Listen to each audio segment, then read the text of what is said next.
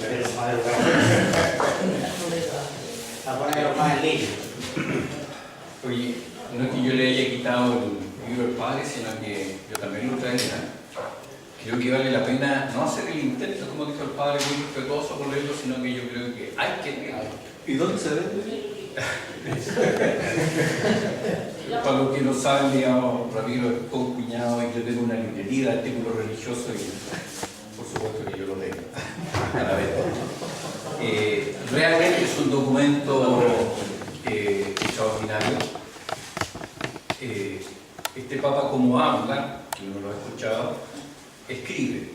Normalmente la mayoría de los documentos pontificios, de encíclica, realmente son a veces de un lenguaje teológico, técnico, complejo, digamos.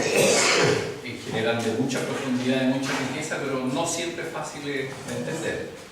Yo debo confesar que algunas encíclicas anteriores, varias de algunos papas anteriores, empecé y no las terminé. Pero esta, de alguna manera, realmente me cautivó. No es que uno pueda decir que es entretenida, pero es fácil, digamos, la lectura es amena.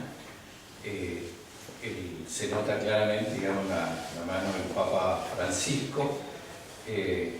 Lo último que había salido de él era la encíclica que se dice que se escribió a 4 manos, que fue la última de Benedicto XVI, que el Papa Francisco también, por eso se dice que esa fue escrita a 4 manos, y en este se nota el tiro, claramente el estilo mucho más cercano, coloquial del Papa Francisco. O sea, yo en este sentido les digo, esta hay que leerla, o sea, no solamente, como dijo el padre, había que intentar, sino que hay que hacerlo. De hecho, los papas cuando escriben, tal como él lo dijo, muchas veces están en las primeras páginas indicadas quién está dirigida, y esta, pero por supuesto, digamos, en una parte que se dice a los fieles laicos, yo creo que él espera que uno realmente lo lea.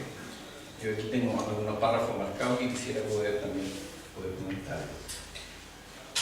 Yo lo que les quiero invitar ahora es a hacer una pequeña reflexión, más que charla, es contarles un poco, digamos, lo cual yo he sido testigo del crecimiento de los motivadores, y poder contarles, y yo uso una charla que fue realmente extraordinaria, que está en internet, que la subimos, que Juan Enrique Koymans nos dio en Picarquín cuando nosotros nos tocó organizar el encuentro de los madrugadores. Y en esa oportunidad Juan Enrique una charla genial. Y yo lo uso como esquema, le he ido agregando algunas cosas porque él nos invitó a dar una mirada en la historia. Y la idea es que cuando uno quiere conocer a una comunidad, es bueno remontarse a la historia. Ahí conversábamos al desayuno. Nosotros somos miembros de la comunidad fundadora de los madrugadores hace ya 25 años atrás. Entonces, 25 años hay un camino recorrido, hay cosas que nunca nos producimos y otras que sí las hemos puesto nosotros como prioridad. De esa primera generación, de los 9 que andamos de Rancagua, habemos 4 que somos de la primera hora. Está Héctor, ¿no está Héctor? Histórico. Héctor Zamorano, Omar Ramírez, que está ahí, Peleito. Ramiro y yo somos de esa primera hora, y también lo voy a invitar, digamos, que de alguna manera puedan meter la cuchara y que podamos compartir en el fondo cómo Dios ha ido gestando esta historia a través de nosotros. Y de esta misma exhortación del Papa hay algo que me gustó mucho, digamos, que a nosotros nos hace mucha sintonía los que somos de la primera hora, y se las quiero leer porque realmente es interesante. Dice: si bien esta misión nos reclama una entrega generosa, sería un error entenderla como una heroica tarea personal, ya que la obra es ante todo de Él. Más allá de lo que podamos descubrir y entender, Jesús es el primero y el más grande evangelizador. En cualquier forma de evangelización, el primado es siempre de Dios, que quiso llamarnos a colaborar con Él e impulsarnos con la fuerza de su Espíritu. La verdadera novedad es la que Dios mismo misteriosamente quiere producir, la que Él inspira, la que Él provoca, la que Él orienta y acompaña de mil maneras. En toda la vida de la Iglesia debe manifestarse siempre que la iniciativa es de Dios. Y esto para nosotros, o para mí en particular, es de una gran alivio, digamos, en definitiva, porque si uno tuviese que explicar los madrugadores, no hay otra que es una iniciativa que surge de Dios. O sea, podría elegir a otros instrumentos, muchas veces mucho más claros, mucho más generoso, mucho más explicado, pero Dios quiso que la madrugada surgiera hace 25 años atrás, a través del anhelo que puso en nuestros corazones, a través de la iniciativa, pero en definitiva los madrugadores, tal como lo dice el Papa Francisco, la primacía siempre de las cosas de Dios viene de Dios, no viene de nosotros, no fue de lo macanudo que fuimos nosotros o los líderes que fuimos para inventar una cosa así. Ramiro ya lo dijo, o sea, esto surge de una manera extraordinaria, no hay una planificación de escritorio, no es que nos juntamos algunos y dijimos, ¿sabéis que vamos a hacer tal cuestiones? Y seguramente en un par de años vamos a crecer y esto va a ser así y así. En el fondo, todo lo que ha surgido en la madrugada, y al cual quiero referirme adelante, todo es gracia y regalo de Dios. Muchas de las cosas que han surgido y que ahora son realmente una riqueza extraordinaria, no tienen una explicación en algún hecho humano, no responden a una planificación hecha por nosotros, sino que siempre, y aquí se comprueba lo que el Papa nos dice, la iniciativa y la primacía de toda la vida surge de Dios. Por lo menos, la primera gran verdad, por así decirlo, es que los madrugadores surgen de una iniciativa divina y son fruto de la gracia de Dios, son fruto de la irrupción también del Espíritu. En Concepción, quienes pudieron estar ahora, y uno que otro puede que haya estado en el encuentro vivo de coordinadores de comunidades, por ejemplo, hubo que replantear y ponerse de acuerdo en algo que para nosotros es fundamental, pero que a medida que pasa el tiempo se puede ir perdiendo. Y es que volvimos a ponernos de acuerdo y a dejar establecido que los madrugadores, nuestras comunidades son exclusivamente para varones. Y eso tiene una razón y un fundamento tremendamente importante y tiene que ver, digamos, con el carisma. Yo creo que nosotros somos portadores de un carisma que no es excluyente ni discriminatorio, sino que Dios quiso que nuestras comunidades estuvieran más centradas en la atención del hombre o del varón. Y eso no responde, como lo digo, a ningún intento por ser separatista, ni que algunas comunidades lo han visto de esa manera, sino que simplemente somos portadores de un carisma que es tremendamente importante en esta época, y es que el hombre, el varón, está llamado a ser un agente importante de cambio dentro de la Iglesia y dentro de la sociedad. Por lo tanto, lo nuestro apunta efectivamente y directamente a convocar el varón. ¿Qué nos ha dicho Dios en nuestra historia, en estos 25 años, de la cual nosotros los invitamos, digamos, a ser partícipes? Un par de pinceladas. Surgimos en torno a un santuario de Schoenstatt, y esto, que con el tiempo se ha ido clarificando mucho más, también es bueno decirlo, o sea, surge en un santuario de Schoenstatt, pero no obliga a nadie a pertenecer a Schoenstatt. Es más, o sea, en este momento las comunidades en Chile son 90, de esas 90 comunidades, pongámosle que 30 están asociadas a Schoenstatt y 60 no. Y esa es parte de nuestra riqueza y de nuestro crecimiento, y es el crecimiento en un sentido amplio de pertenencia a la Iglesia. Y ahí están también los distintos carismas, digamos, que el Padre decía, en la importancia, digamos, de poder sentirnos todos hijos de Dios y convocados en una misma tarea. Surge en un santuario de Schoenstatt, pero porque Dios lo quiso así. Disculpa, que te interrumpa, ¿podría hablar un poquito más fuerte? Ya. Porque ahí, al fondo, probablemente no se lo escucha ahí. Perfecto. Aquí hay una serie que tiene problemas en serio, o sea, te cambia.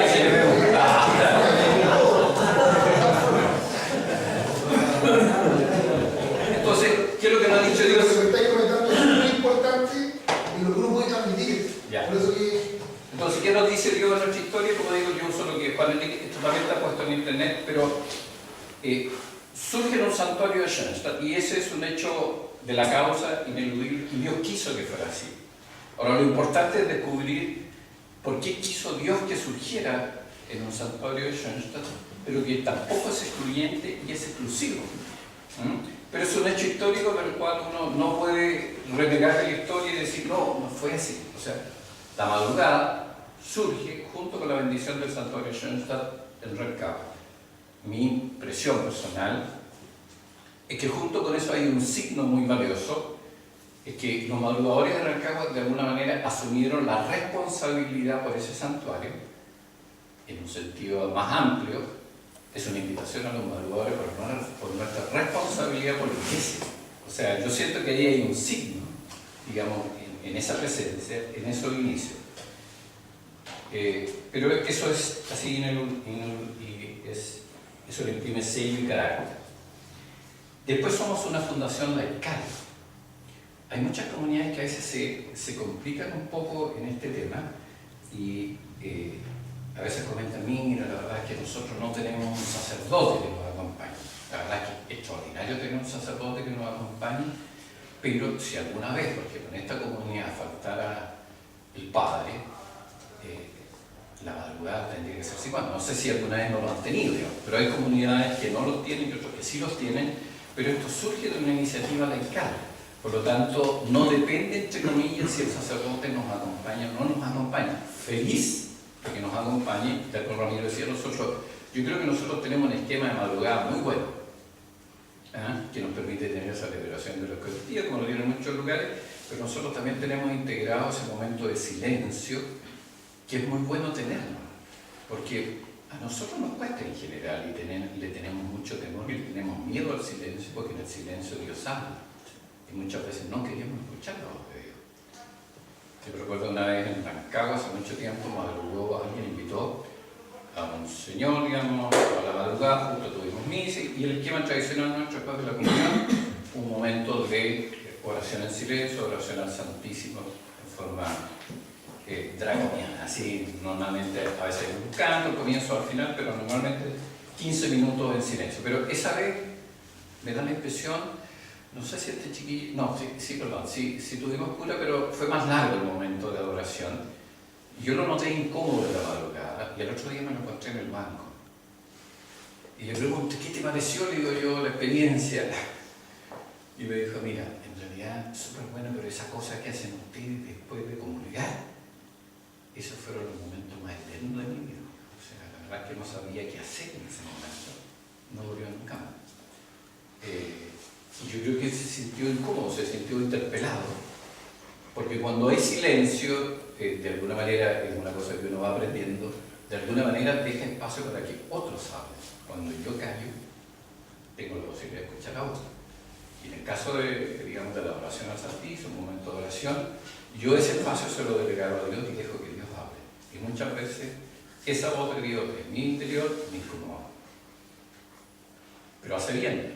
Entonces, yo creo que hay que lograr que en nuestras madrugadas también tengamos esa posibilidad, digamos, de poder escuchar a ese Dios que nos quiere hablar.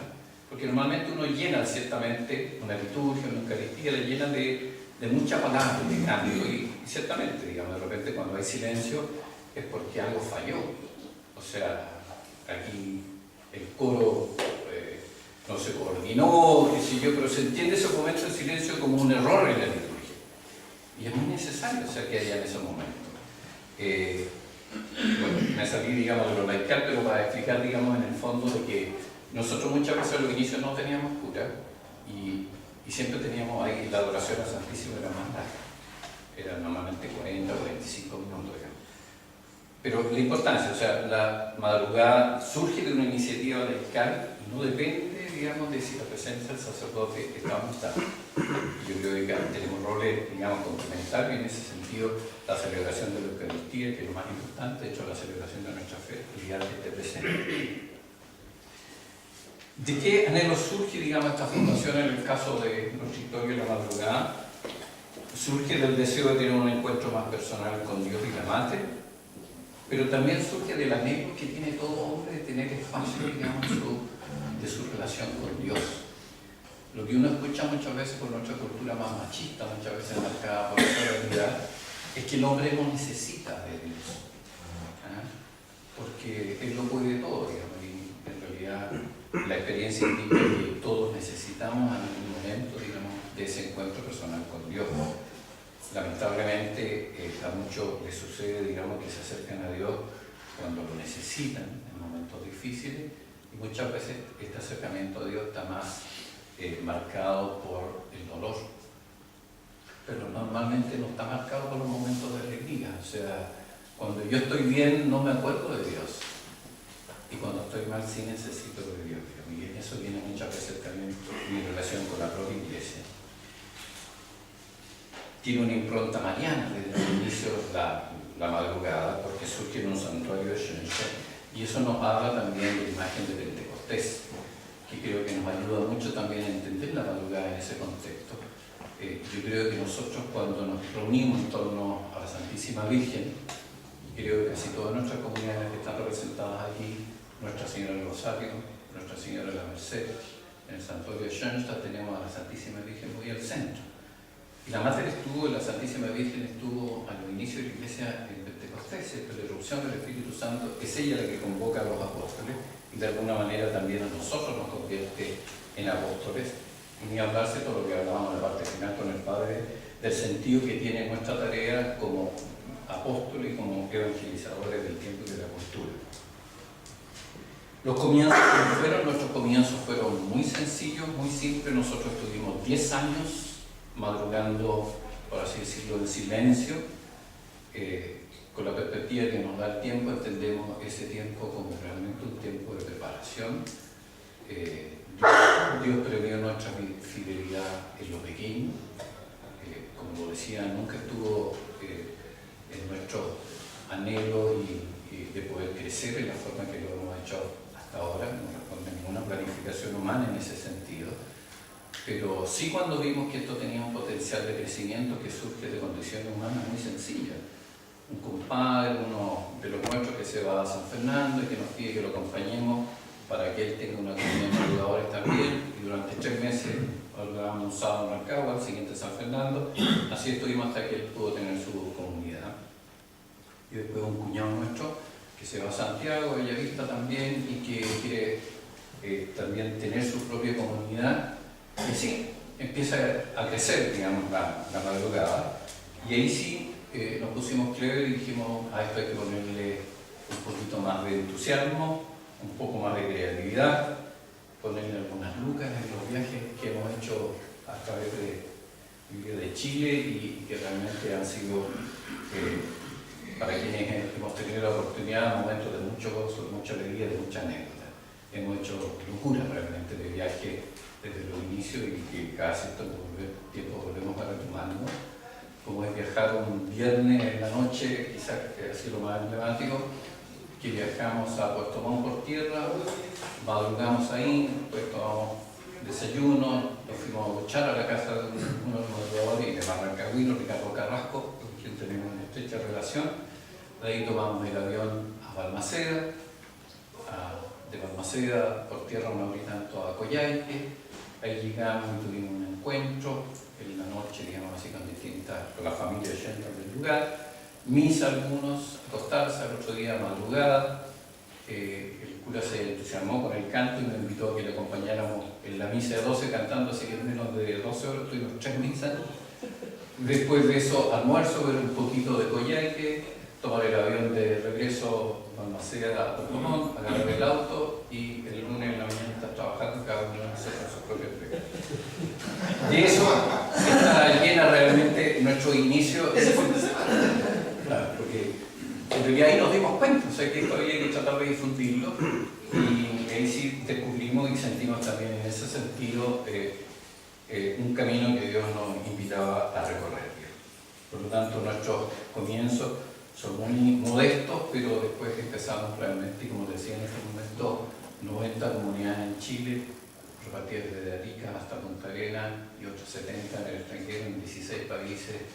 Realmente es algo que nos llena de mucha alegría, pero también de mucha responsabilidad. O sea, yo creo que esta parte que aquí tengo, nosotros tenemos una gran tarea, o sea, no nos podemos quedar en lo que somos, ni quedarnos con, quizás, digamos, con que somos mucho o qué bueno, qué rico, sino que cada uno de nosotros se tiene que convertir en un agente evangelizador.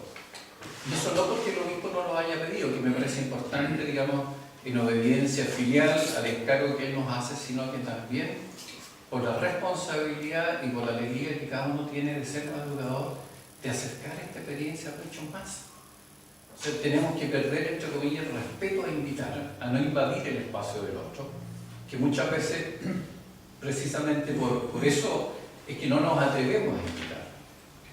Yo creo que tenemos que hacer lo posible porque nuestras comunidades crezcan, primero en el entorno donde yo no estoy, o sea, donde yo estoy, perdón. No se trata de ir a fundar lejos, sino que quienes tienen la posibilidad, capillas, parroquias del sector, tenemos que hacer crecer la madrugada. O sea, esta experiencia para nosotros nos ha traído mucha alegría, mucha fecundidad. Entonces, hagamos que muchos más puedan tener esta misma experiencia que nosotros hemos tenido. Perdón, Octavio, es importante que mencione el hecho ese de que incluso usando las redes actuales de comunicación, a ti te han llegado de la parte menos pensada. Sí, Vía mail. sí, la página ayuda mucho, la página www.madrugadores.cl. Realmente el que los madrugadores hayan surgido en esta época, con esta tecnología, con estos medios de comunicación, esto también es un regalo. A través de la página llegan muchos contactos, o sea, yo diría varias comunidades han surgido de alguien que supo, que escuchó, que se metió a la página. Ciberfundaciones. Claro, y realmente yo tengo, por ejemplo, en este momento la comunidad de Constitución, que partió ya en su segunda madrugada, surgió de alguien que me manda un mensaje que me llega, digamos, a mí directamente, me dice, mira, estuve en Santiago, escuché los madrugadores, me metí a la página y me interesa. Entonces yo lo llamé por teléfono y le conté un poquito y le dije, mira, te voy a enviar unos textos que tenemos, digamos, no son muchos escritos, léelo y conversamos después para que vean de qué se trata. Y día pasaron 4 o 5 horas, me llamó a mí cuando me lo leí, listo, estamos listos. ¿Cuándo partimos? Y ellos ya van a una segunda madrugada, digamos así, nos conocieron por teléfono, qué sé yo, y quieren que los vayamos a visitar. Entonces yo lo que hago es que generalmente lo pongo en contacto con la comunidad más cercana, que es Parral. Y resultó que el de Parral era amigo del que partió de Constitución, pero que no sabían que los dos tenían aleros, o que el otro era madrugador y creo que en el camino de Parral. Y de esas historias, mire, hubo una vez que después con la hermana extraordinaria, que recibí un llamado de una persona que quería hablar conmigo y era de Costa Rica. Y dice, mira, me dieron tu teléfono, qué sé yo, un padre amigo, digamos, que teníamos en común. Pero ese es extraordinario, porque ese me llamó a Costa Rica, porque había estado en Alemania, que había coincidido en la hora de la cena con un madrugador de Puerto Montt. Es una cosa impresionante. Y este de Puerto Montt andaba con un librito y le contó de los madrugadores y le regaló este librito. Y él lo leyó, llegó a Costa Rica, y ahí fue el asesor de ellos, que es el padre Guillermo Murqui, que es de México. Y que nosotros lo tuvimos aquí. Y que nosotros lo conocimos en Chile. Y yo estuve en la comunidad de los padres y viví con él en Alemania como un año. Entonces me conocía perfectamente. Entonces me dijo, oye, yo conozco al Tavi. Yo conozco al Tavi y mira, y contacto. Entonces me llamó de Costa Rica, Chile, pero toda esta triangulación de personas que teníamos en común. Bueno, Costa Rica en este momento tiene 4 comunidades. Y están pensando en hacer un encuentro del Caribe que los puertorriqueños ya no pueden realizar. Entonces es impresionante, digamos. Por un lado, digamos, la tecnología, pero también los vínculos personales. O sea, aprovechemos todas las alternativas que tengamos, digamos, de poder hacer crecer la madrugada. Ese es como, yo diría, los grandes hitos de nuestra historia, o sea, que nos ha dicho. Surgió en el santuario de Schoenstatt, surge de los laicos, surge del anhelo, digamos, de las personas o del hombre en general, ¿cierto?, de necesidad de tener un encuentro y un mayor vínculo con Dios, y la impronta mariana, cielo mariano, la presencia de la Santísima Virgen en nuestras comunidades, que de alguna manera nos necesita a nosotros y quiere que seamos también como los apóstoles enviados por ella. Esos son como los grandes hitos, si uno pudiera así descubrir en nuestra historia. Ahora, ¿qué nos ha dicho Dios en estos años para, en la tercera parte, ver a qué nos llama el Señor, digamos, cuáles son los desafíos que enfrentamos? Por un lado, nos habla, ¿cierto?, que surgieron de una familia de Schoenstatt, pero que no somos, digamos, exclusivos ni que somos excluyentes, y que este tesoro que tenemos, lo tenemos que compartir. que tenemos que de alguna manera hacer que nuestras comunidades, que yo diría quienes hemos participado en los encuentros nacionales, pero que hay varios que ya tienen un par de encuentros en el cuerpo, es que eso que experimentamos cuando somos 500, cuando somos 600, de alguna manera es un tesoro que tenemos que compartirlo. Quienes escuchamos a Monseñor Pedro Sandón en Concepción fue extraordinario. El hablar con tanta cercanía, con tanto cariño, digamos, de su experiencia o de que él se siente madurador. Él es un hombre de iglesia, ¿cierto? Es obispo. Y este llamado, digamos así, que esto tenemos que compartirlo, esto tenemos que hacer, digamos, que otros también puedan surgir de ella. Después los madrugadores son un lugar de acogida amplio. Yo creo que esto lo hemos experimentado cada uno de nosotros. Una de las cosas fundamentales también del Papa Francisco que habla acá, aparte de la alegría de vivir el Evangelio, es de la misericordia de Dios. Y esto él desde el comienzo ha hablado mucho sobre lo que es la misericordia. A veces se quedan pegados en frase, digamos, cuando le preguntan en el avión de regreso de Brasil sobre la homosexualidad y el gay dice, ¿quién soy yo para juzgar? ¿No? De alguna manera lo que él está hablando ahí es de esta misericordia de Dios que nos acoge a cada uno de nosotros. En nuestra realidad, en nuestra precariedad, con nuestras limitaciones, con todo eso. Pero la experiencia que cada uno de nosotros ha hecho en nuestra experiencia, yo diría, es eso. O sea, de nuestra incorporación a los madrugadores.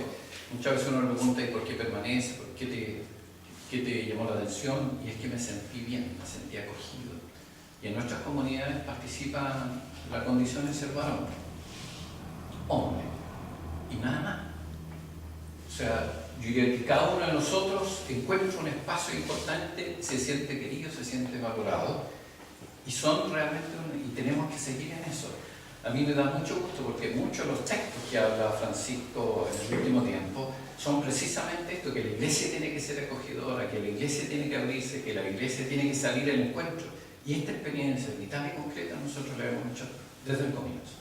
De alguna manera estamos en profunda sintonía, digamos, con el Papa Francisco en este aspecto y eso no lo tenemos que perder nunca. Tenemos que estar abiertos, digamos, a acoger. Cada uno arreglará su situación personal con Dios en su momento. Cada uno responde a Dios en definitiva. Pero nosotros no somos quienes para juzgarlos, pero sí para acogerlos. Y en ese sentido tenemos que abrir el corazón y tenerlo siempre dispuesto. Los madrugadores somos una comunidad orante y también fraterna. Lo fraternal viene también de este sentimiento de acogida. Y una comunidad orante, aquí se plantean cosas o desafíos que han ido surgiendo al comienzo.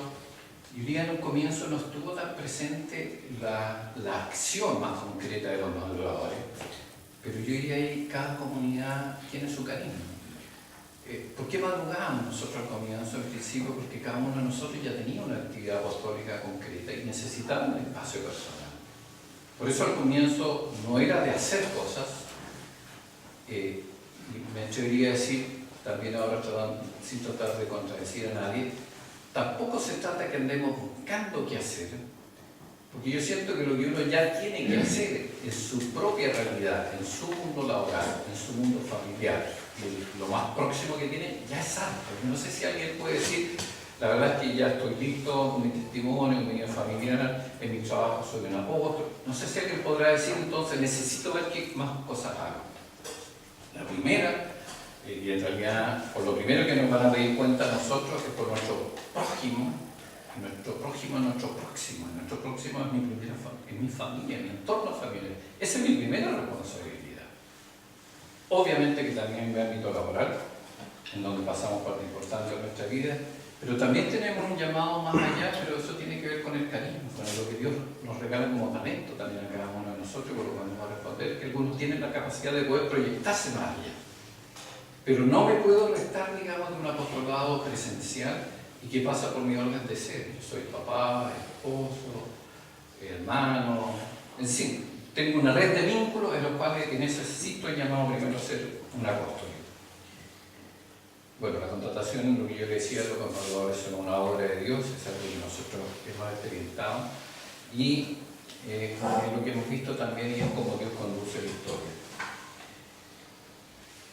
En nuestra historia, diría que Dios nos ha hecho varios regalos. Primero, lo que es la inserción diocesana, lo que es nuestro crecimiento en parroquia. También los sacerdotes diocesanos, muy unidos a esto. La realidad del clero diocesano es que normalmente son solos, digamos. O sea, son personas que muchas veces no todos tienen la posibilidad de compartir con los sacerdotes, sino que en general están al servicio de la comunidad y son muy solos. Pero en nuestra historia, por lo menos de la comunidad de Rancagua, y me da la impresión también de otras comunidades, es que en torno al sacerdote que los acompaña surge una red de vínculos muy estrecha y no pocos han dicho que ésta se convierte en su comunidad. Por lo menos en el encuentro en Rancagua que hemos tenido con el obispo, y diría que lo que más le impresiona al obispo es escuchar a los curas que acompañan a sus comunidades, que dan su testimonio y que todos han dicho, o sea, esto ha sido importante en mi camino sacerdotal. Y ahí tenemos también otra riqueza enorme que tenemos que tratar de cultivar, y es tratar de escuchar a los sacerdotes, digamos, poder acompañarlos, poder ser sus amigos, su círculo, estar en oposición. Bueno, ni hablar, digamos, en muchas parroquias que se convierten no solamente en esto, sino que se convierten en agentes pastorales de la misma parroquia. Sí, y más allá, los de la parroquia Nuestra Señora del Rosario, el día 19 tienen mucha fe y cuando se han expedido, ¿cierto?, están integrados en todo lo que significa la red de apoyo en ese día en que hay como 7 misas, pero es además en lo pastoral. Por lo tanto, ese es un regalo enorme de Dios. Allí hay una clara voz de Dios que nosotros tenemos que estar atentos para poder atenderla y para poder realmente servirla de la mejor manera posible. Se ha dado también, digamos, y es una cosa más, las comunidades que están asociadas al movimiento de Schoenstatt, que en muchos lugares los madrugadores han querido tener más formación. Dentro de nuestras comunidades, y todos los que experimentamos así, no tenemos estructura.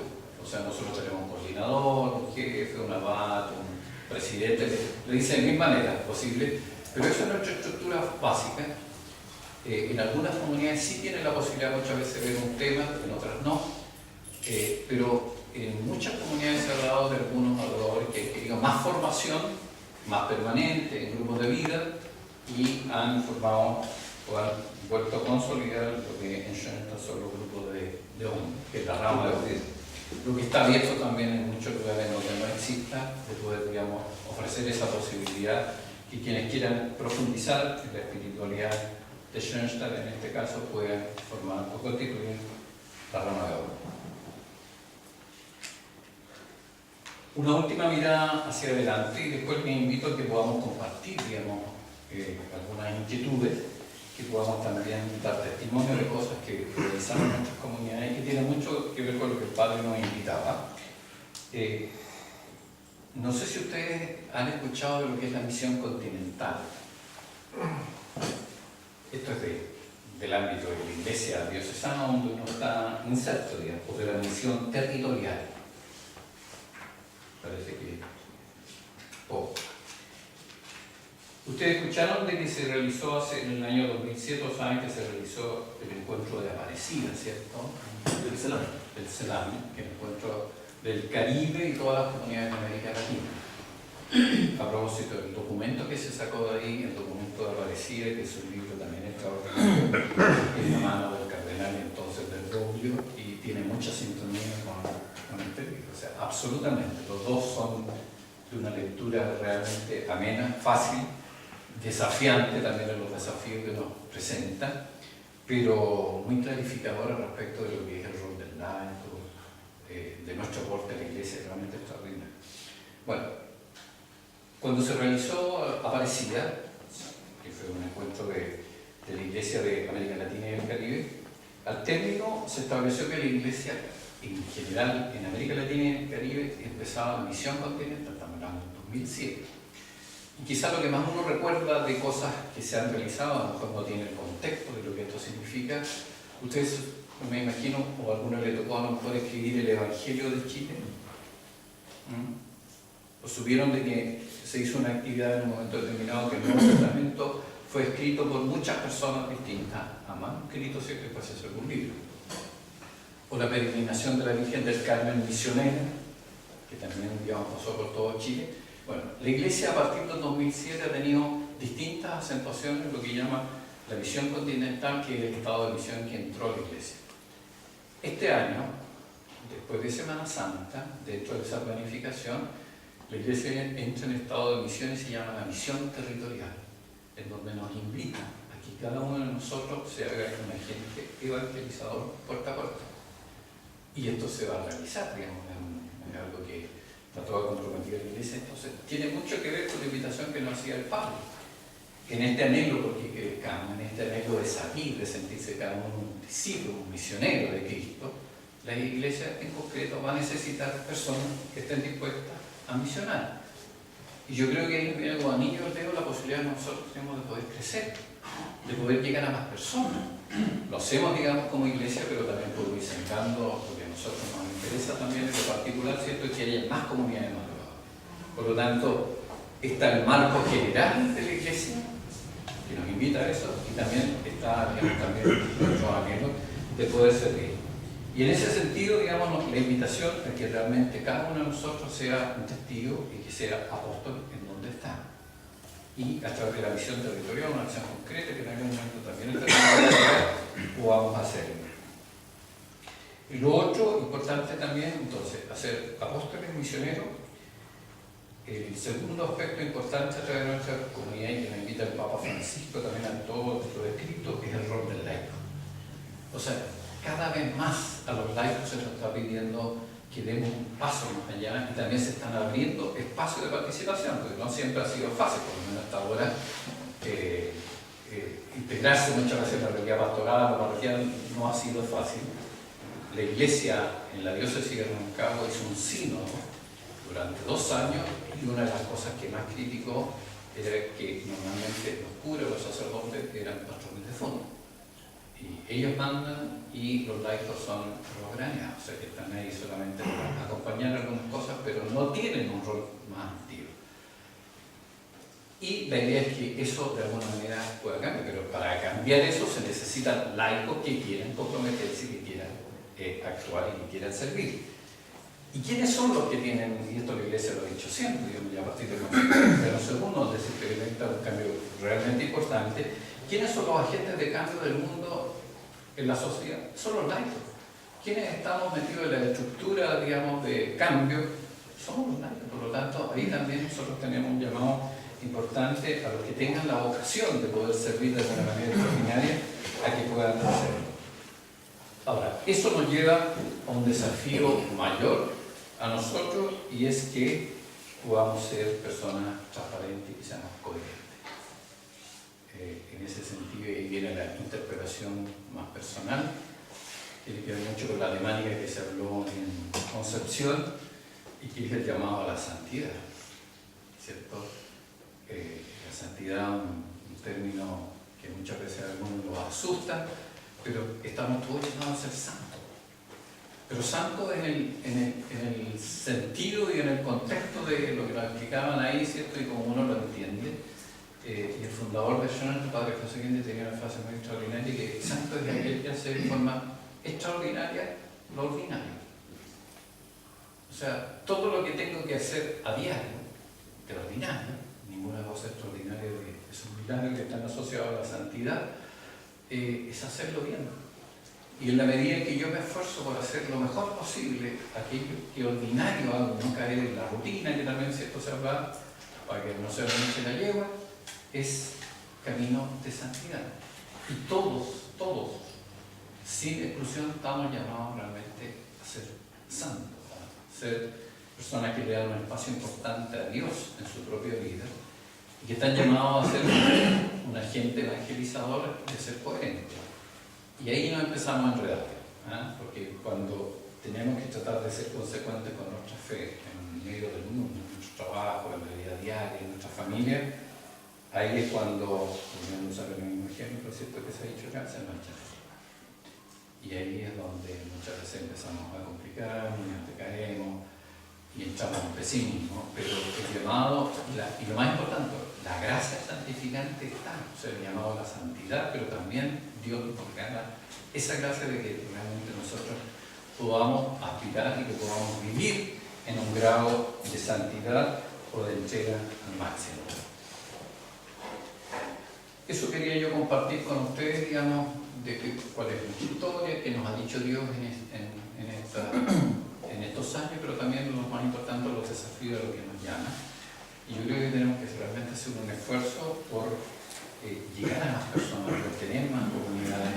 Sería una tremenda motivo de alegría si este año en el encuentro, que ya lo invitamos, tradicional que tenemos en Rancagua, con nuestro obispo, que en este año va a ser el sábado 31 de mayo, el obispo ya lo tiene agendado del año para otro, y que este año va a tener un especial acento porque se cumplen 25 años de la fundación de la madrugada. Queremos tener un encuentro un poco más largo, sobre eso lo contaremos más adelante, pero queremos celebrar ese día, digamos, lo que significa esa gracia, pero sería muy bueno poder llegar con más comunidades. Ojalá, bueno, la última que se agregó aquí en la diócesis es Chimbarongo, esa comunidad lleva a cumplir pronto ya un año, de tener 10 meses, digamos. Así que la invitación es a que podamos ser agentes de la institución, que podamos hacer crecer esta comunidad, que podamos compartir, que podamos acercar la experiencia de madrugada a muchos otros más que están a nuestro alrededor. Preguntas, intercambio. Algunos de los de Rancagua que quisieran complementar, digamos, un poquito. Hablaba Octavio recién de que tiene la misión de ir a evangelizar. Pero es un poco lo que yo manifestaba cuando mi padre nos tiraba la oreja y en 3 años no habíamos creado ninguna comunidad dentro de la parroquia. Pero a veces nos ocurre que no nos sentimos preparados de poder responder a ciertas inquietudes que la gente manifiesta. Yo tengo la suerte acá en la parroquia de ser catequista también. Por ende, los evangelios que están en la catequesis, más los evangelios que vemos en la madrugada, más los evangelios que vemos el día domingo, donde tenemos hartos evangelios que poder compartir en una semana. Pero en general, el madrugador y el laico dentro de la parroquia no es así. Por ende, cuando nos vemos enfrentados a tener que entregar una palabra, nos cuesta mucho porque nos falta preparación de tiempo para poder entregar esa palabra. Y por eso yo decía que estos encuentros eran muy buenos porque ibas aprendiendo cada vez más, ibas avanzando un pasito. Pero la pregunta es, ¿estamos preparados para poder hacerlo? Lo que pasa es que muchas veces, asociamos ese conocimiento o esa preparación a una parte más intelectual. Y es importante, o sea, tener algún fundamento para algunos más que otros, por así decirlo, un respaldo desde ese punto de vista. Pero cuando tú compartes tu vida, cuando tú compartes tu testimonio con los demás, no necesitas ser un catedrático. Cuando tú hablas de tu experiencia con Dios, lo que ha significado, ¿qué es lo que uno tiene que llevar? O sea, en el fondo, por así decirlo, de alguna manera, los ejemplos de vida son más convincentes que un texto, porque si fuera por eso, la Biblia, que está desde los inicios, la cantidad de textos que se han escrito, uno podría decir, pero si ya está todo dicho, o sea, ¿qué pasa? Pero en definitiva, y el Papa también lo dice, lo que más convence en esta época, o sea, ya basta de palabras, son el testimonio de vida. Por lo tanto, lo que cada uno vive, lo que cada uno ha experimentado en su relación con Dios, es lo que debería proclamar, o lo que debería ser, entre comillas, su evangelio, o mi evangelio. Y sacarse de encima, digamos, en el fondo, y yo tengo que ser prácticamente una enciclopedia y tener respuesta para todo.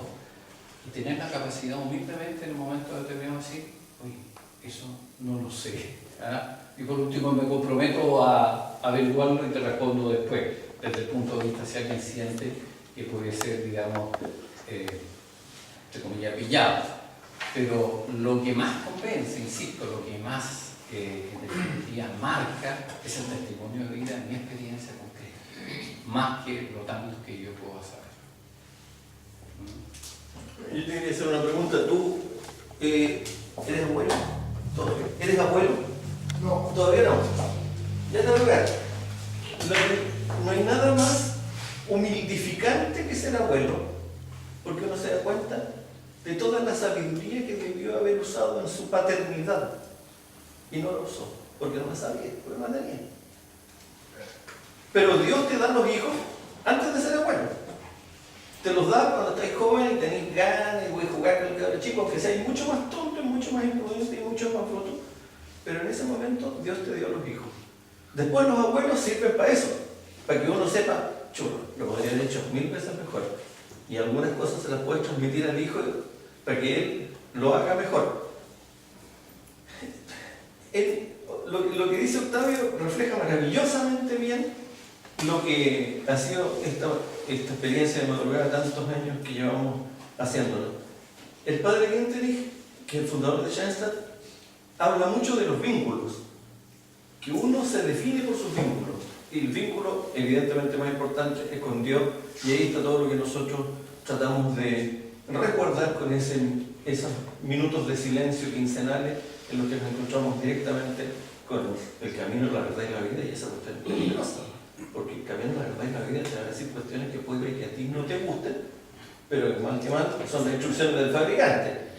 Yo no conozco a nadie que conecte un aparato eléctrico en un voltaje distinto que el que dice el fabricante, o que le ponga encima distinta a la que diga el fabricante, o que siga específicamente las instrucciones opuestas a las que diga el fabricante, excepto en sí mismo. Dios te dice no matar, y eso vale por no matarse, y la gallina fuma, pero como chimenea.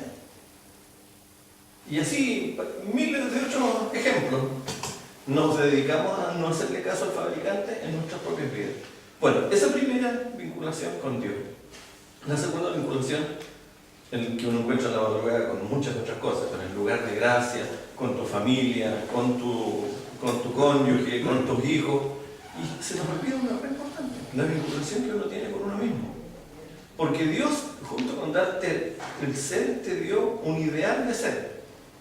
Un Ramiro, en el caso mío, el que sea cada uno personalmente, Dios pensó una persona ideal que uno tiene el derecho de llegar a ser, pero que también tienes la libertad para no ser esa persona ideal. Y tú tienes obligaciones contigo, tienes obligaciones que te permitan llegar a ese ideal que Dios pensó para ti. Y esa, cuando uno piensa la madrugada como el momento de encontrarse en una vinculación con uno, tiempo para uno, tiempo para Dios, tiempo para iluminar los vínculos con las otras cosas que uno tiene, con el trabajo, con la política, con la sociedad entera, con el país, con el continente, con el que tiene responsabilidad. Te termina constituyendo a ti en alguien y así te juzgan, no por lo que sabes, sino que por lo que has vivido, por lo que tú eres. Piense cada uno en su relación con sus propios padres.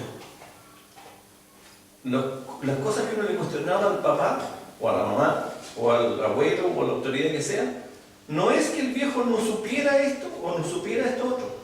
Es que el viejo era incoherente, o que el viejo era tincado, o que el viejo... ¿Entendiste? Y en ese sentido, en esa misma perspectiva te juzgan a ti como católico, o como cristiano. No por lo que tú sepas, sino por lo que tú seas. Y eso venimos a encontrarlo aquí de una manera maravillosa. Yo quiero enfatizar una cosa que Octavio dijo, y que es el tema de que esta es una comunidad de varones. La Iglesia ocasionalmente no permite la participación de varones en base a condiciones sacramentales, básicamente matrimoniales, provocándole un dolor adicional al católico separado, una condición adicional al católico que no está con el casamiento impecable e inmaculado. Muchas de esas personas, Octavio lo dijo, pero yo quiero enfatizarlo, no tienen otra opción de participación que aquí. Y esas puertas hay que abrirlas ampliamente.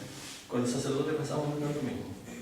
El sacerdote no calza en un encuentro de matrimonio, no calza con los pololos. Él es una persona especial y en ese sentido nuestra comunidad es exclusivamente varoniles les permiten una familiaridad que él también necesita, porque también es tan humano como nosotros. yo quería también enfatizar en lo primario respecto a la pregunta inicial que hiciste, en el sentido de que nosotros los chilenos lamentablemente no somos argentinos en ese aspecto, en que el argentino se atreve como los primeros apóstoles. Y por algo la enseñanza bíblica para mí tiene esa ciencia que no la enseña nadie más, en que parte de lo más simple.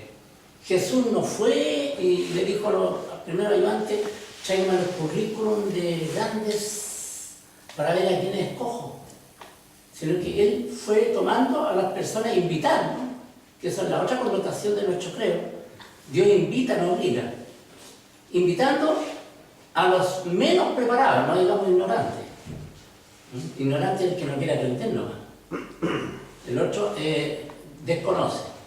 Invitó a los menos preparados y le infundió, ahí está la parte de nuestro credo y de nuestra espiritualidad, creyeron en el Espíritu Santo que le infundió el énfasis y el ímpetu para poder atreverse. Entonces no pensemos tampoco, la respuesta de Sor Teresa de Calcuta, ¿qué es lo que dijo ella? Fue una respuesta a ese, ay, que no estoy preparado. Nunca estamos preparados nosotros, ¿ya? Pensando en que a los que tenemos que llegar los queremos envolver en la grandilocuencia, en que Chile habló bien. A mí me ha tocado escuchar a personas que hablan demasiado bien, mejor que este mismo Papa, y sin embargo Octavio lo hace notar. Ganó la simpleza del Papa, en este momento en forma muy mundana, corriente, por llamarla así, por no mirar con desprecio el término mundano, es lo corriente, en forma corriente llegar a la gente. ¿Y a través de qué? Del testimonio. Y además invitando a alguien en el sentido en que no espere a ver con qué me entretienen, porque la cultura actual social es muy comercial. Todo habla de que a veces, ¿cuánto me entretiene? Voy, si no, no voy. ¿Qué tiene de nuevo para entusiasmarme a mí, mantenerme entusiasmado? Y no pensando en que yo ando en búsqueda de sí mismo, primero que nada, para poder ser respuesta hacia los demás. Porque no se nos debe olvidar lo primario. Lo primario para nosotros es seguir buscando instancias en este destino de querer encontrarnos preparados para, como dice una parte de una oración muy bonita del Padre Kentenich, encontrarme preparado para morir tranquilo. Enséñame a vivir cada día de tal modo que el morir sea fácil como corresponde un heredero del cielo. Y esa debe ser la impronta nuestra, de seguir a Cristo.